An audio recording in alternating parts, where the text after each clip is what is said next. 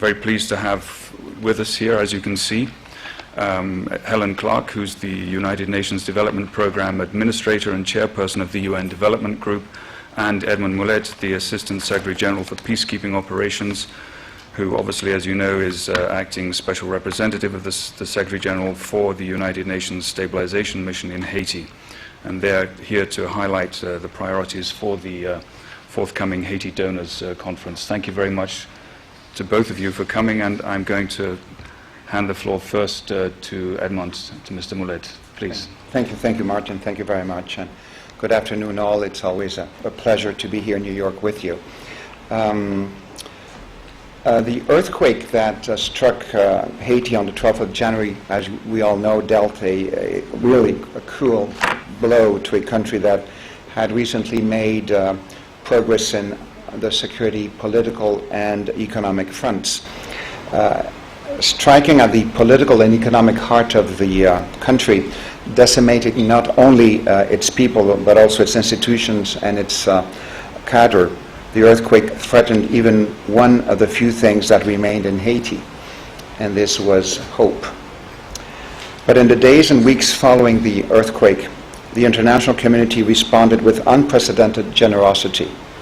This did not only save lives, many were saved, but it also enabled the Haitians and their partners to maintain a much-needed stability while addressing the extent of the assessing the extent of the damage, and begin to think that beyond the tragedy, this earthquake might represent in some ways an opportunity to make things change, not merely rebuild, but in the world of the Secretary General, build back better.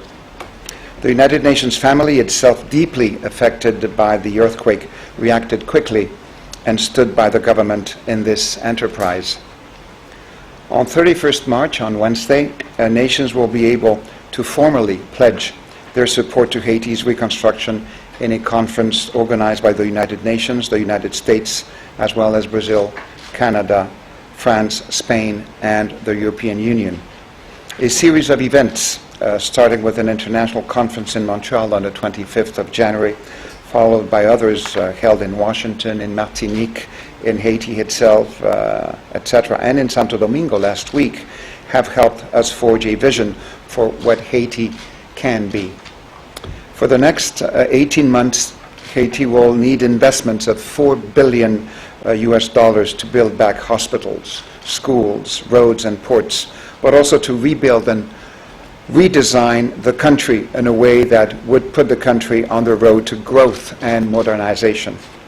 After those 2 years, more funds will be needed to support the government of Haiti's vast and ambitious agenda for the country's reconstruction and renewal. In the meantime, we should not think that the humanitarian crisis is over. The rain and the hurricane season will start soon. This may cause hundreds of thousands of Haitians who now live in tents, some made of sticks and cardboards, to once again lose everything. Lives are at stake. We need to urgently build more durable shelter. We also need to redouble our efforts to ensure that the most vulnerable, especially the women and children in camps, receive adequate protection. The United Nations and many partners are actively working on these objectives, but time and money is running out. Another imperative is to provide the Haitian government with immediate and sustained budget support, to pay salaries and provide key social services. Fiscal revenues have been significantly disrupted, and until they are back on track, we will need the support. We will need to support the resumption of the government's basic functions. It is the only way we can build capacity so that the international community can progressively work itself out of a job. Other objectives developed in the government action plan submitted to donors this week will be key to pursue the support the decentralization and deconcentration agendas that are at the core of the government's reconstruction strategy, and create jobs working closely with the private sector. Bring the children of Haiti back to safe classrooms as soon as possible as an investment in Haiti's future. take measures to ensure that the already fragile environment does not suffer further damage, but instead is preserved. And overall, help the Haitians build a stable political and social environment through a new social contract that allows national and international partners to meet the multiple challenges ahead. The United Nations will give its full support to these objectives. To be frank, this is not the first time that UN member states meet to raise funds for Haiti. We hope that on this occasion we will get it right. For too long, the international community has bypassed national and local government institutions because of their perceived and real weaknesses. The government of Haiti will be in the driver's seat and work together with the international community in a single framework for quick delivery and mutual accountability. The people of Haiti need to see a continued dividend of the international solidarity and presence on the ground. And to the maximum extent possible, this dividend should be delivered speedily and by Haitians, through Haitians and for Haitians. The international community should be prepared to support Haiti for the long haul. We count on donors' generosity and hope that this conference on the 31st of March will be a turning point for the people of Haiti that gives them the hope and inspiration to dream of a Haiti that one day will no longer need international assistance.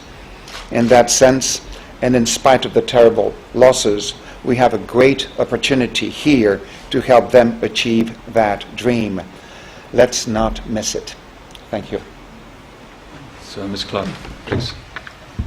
Well, thank you, ladies and gentlemen. And carrying on from where the Special Representative, the Secretary-General, concluded, the horrific earthquake in January did evoke tremendous international solidarity.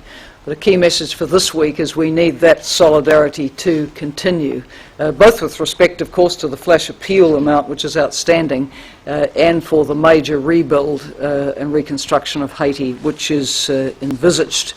Of course, there has been some progress on the ground in meeting the immediate needs in terms of people getting the food they need, water, temporary spaces for schooling for several hundred thousands of school-aged children, people being vaccinated, and the emergency shelter issue, which still continues to be extremely pressing.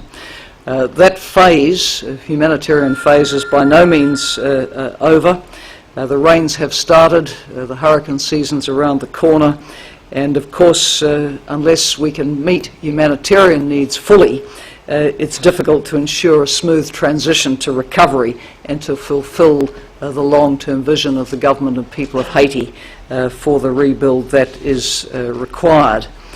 The flash appeal, which was launched in January, is raising resources around all those immediate relief and early recovery issues. But if we take the total amount, the first amount that was asked for, and then the extended amount, we're still just under 50% of those requirements being met. And I should say that for the early recovery section, which my own organisation is so associated with the job creation programs, there's only about 21% of the early recovery request has been met. Now to this week's conference, co-hosted by the United Nations and the United States, with co-chairs Brazil, Canada, the European Union, France and Spain. The aim is to raise around $3.8 billion US for the next 18 months or so recovery and reconstruction. That figure has come out of the post-disaster needs assessment launched by Haiti's Prime Minister in February and supported by the United Nations, the European Union, the Inter-American Development Bank and the World Bank. At Wednesday's conference, Haiti's Prime Minister will present Haiti's Plan of Action for National Recovery and Development. At its core lies that vision to turn what has been an unspeakable tragedy into now an opportunity to build back better for Haiti and its people.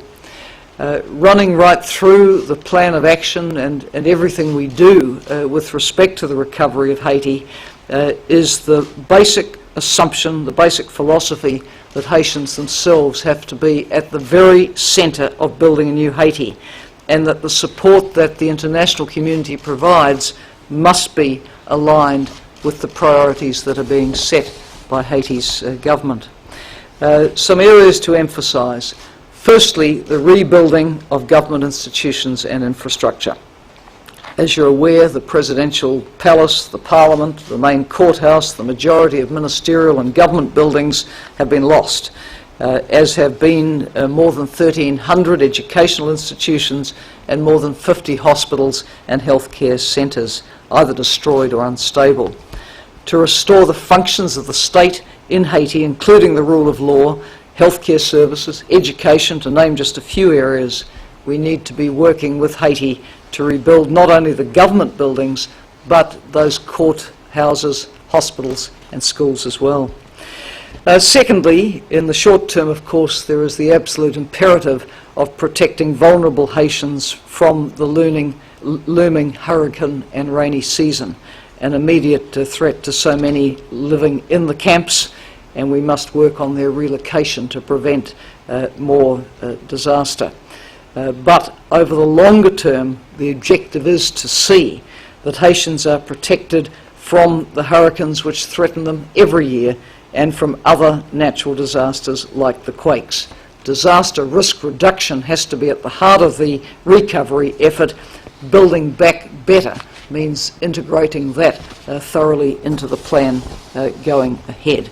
That also means a focus on restoring the integrity of Haiti's ecosystems, so critical in areas like afforestation, reforestation and catchment protection. Third area, decentralisation of economic development and social infrastructure beyond the Port-au-Prince metropolitan area out to regions and cities throughout the country. Regional development, restoration of the agricultural sector, environmental recovery, all linked to devolution of increased accountability and authority to subnational levels of government, will contribute to the kind of truly national development which has eluded Haiti for decades. Fourth area of priority, job creation, short-term and long-term. There's no doubt that the short-term jobs in the form of the job creation programs have helped. And a number of organisations, my own, World Food Programme, ILO, USAID, etc., have been leading at the international level. And many tens of thousands of temporary jobs have been created and can continue to be created with the help of the international community. But that, of course, is for the short term. As the situation in Haiti stabilises and becomes more conducive to investment and more economic activity, then we need to be focusing very much on what will be sustainable employment and supporting micro-enterprise entrepreneurship, supporting the strengthening of technical and vocational skills training will be very, very important. Fifth key point, ensure that civil society and the private sector are participating in the reconstruction. The private sector is obviously a key force in reactivating the economy. Civil society is essential in fostering the social cohesion and sustainable recovery the country needs. My sixth point, and a very important one, the needs of women, girls and other vulnerable groups need priority attention. We need to be upholding their human rights, everyone's human rights, during and after the recovery process and in the decisions related to the recovery and development process.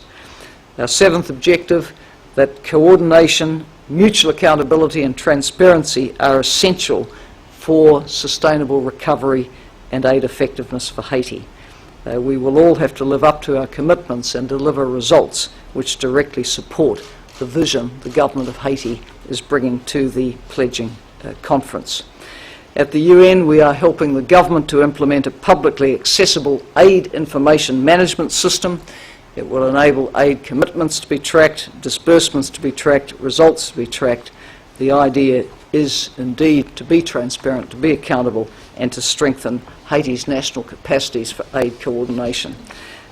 Obviously, we're looking to the pledging conference on Wednesday and the generosity of the international community to keep making a difference for Haiti, and raising in the vicinity of the 3.8 billion to take the recovery effort forward over the next 18 months is incredibly important.